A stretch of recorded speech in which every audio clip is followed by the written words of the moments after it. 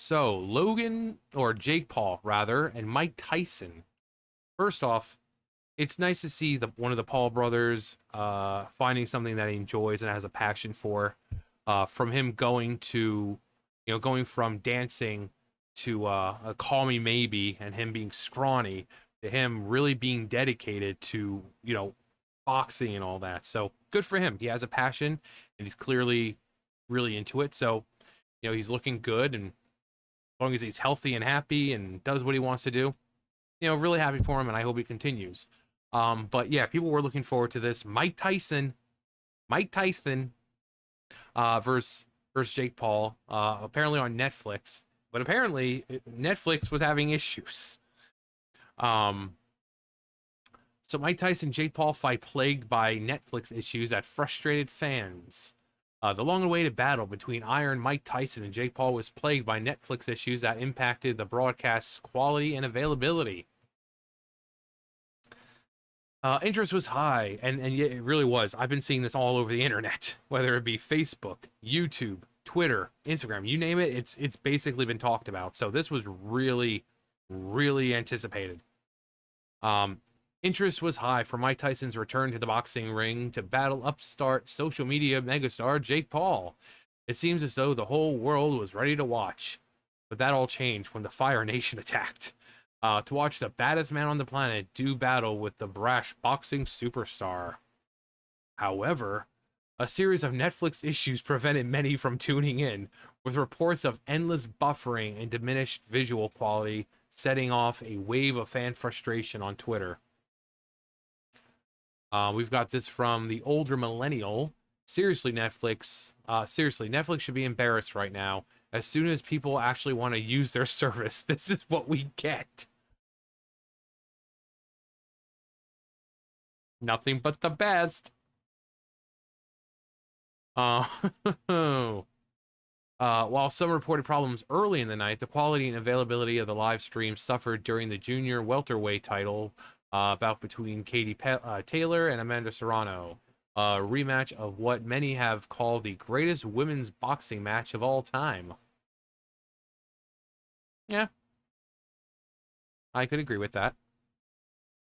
The stream started to pixelate and cut out, leaving frustrated fans endlessly refreshing their feed in hope that things might normalize by the time Tyson made his long-awaited walk to the ring. I can only imagine how annoyed people were. I mean, I get it, watching live streams.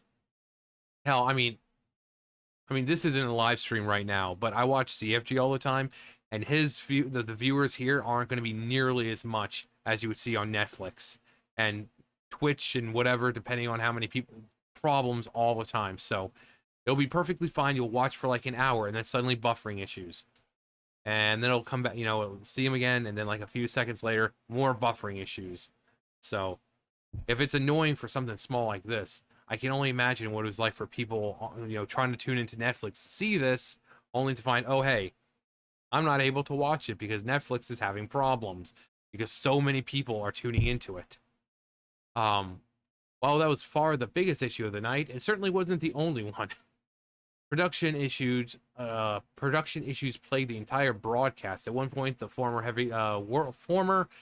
world heavyweight champion of Evander Holyfield was interviewed on the broadcast. However, his earpiece malfunctioned, leaving the man who had his ear bitten off by Mike Tyson in '97 unable to hear the question being asked. The irony here. I don't think the whole image of this is lost on most people. Having Holyfield, who had his ear, bitten by Tyson, having a problem with his earpiece. Oh, that is so good. What are the odds? What are the odds? Oh, that is amazing. That alone would be worth the purchase price.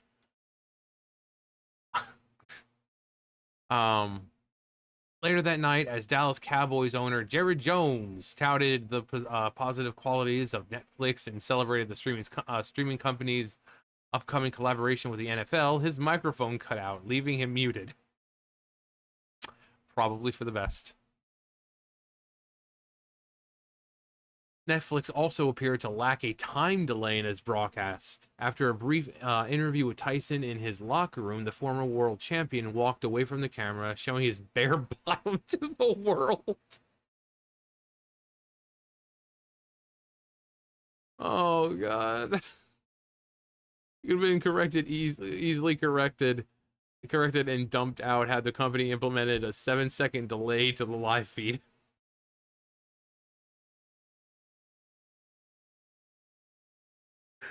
Oh, God. I'm sure people were pleased when they saw this dude's 60-year-old ass. Oh, that's amazing. Oh, that is just Netflix. You're tearing me apart, Netflix. Um,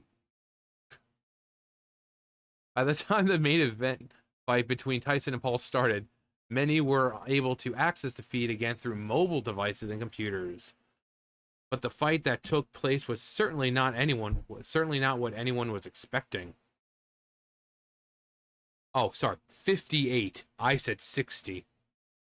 The 58-year-old Tyson was slow and sluggish. Paul danced around the former champ for 8 2-minute rounds, throwing punches from a distance and retreating. Tyson didn't have the speed or strength in his legs to give chase. Well, I mean, that's what happens when you're like 60 years old. What followed was a slow, plodding fight that lacked the explosive brilliance that many remembered and perhaps unfairly expected from Tyson fights given fights of the past. In the end, Paul won by unit. Wow.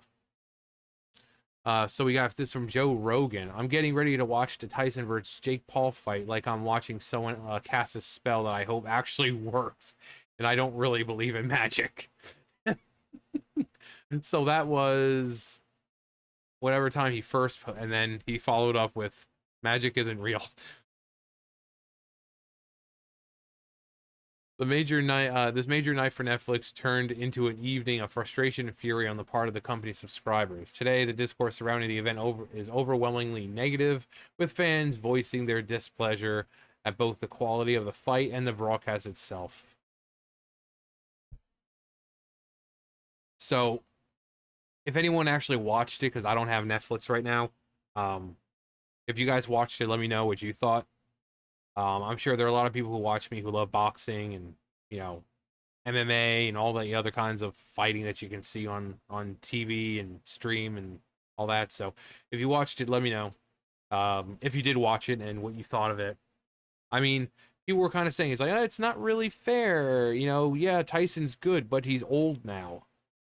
You know, his energy is just not going to be up there with someone who's young, like Jake. Um, So clearly those people were right because this dude was apparently doing circles around this former champ.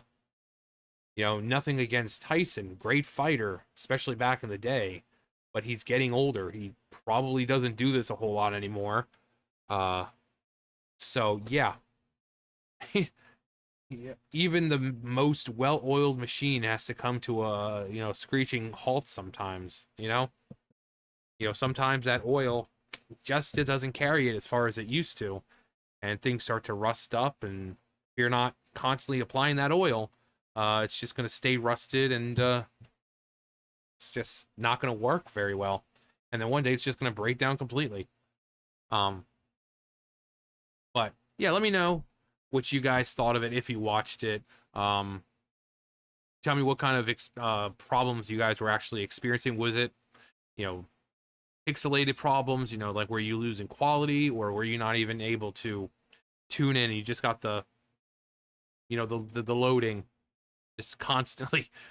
Um, and if you did get those kinds of situations, how long was it before you stopped watching it? If you did stop watching it at some point, was it because of that? Was it just not what you expected, or you know?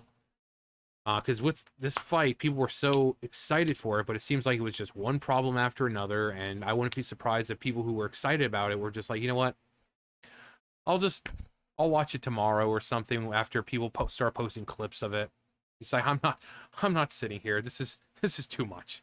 I mean, I've got stuff that I want to do, and here I am sitting watching the for 10 minutes already. So, but yeah, let me know. But that is going to do it for me. Yeah. So yeah, that's gonna do it for me. You guys know the drill. I'll see you guys later. Bye, guys.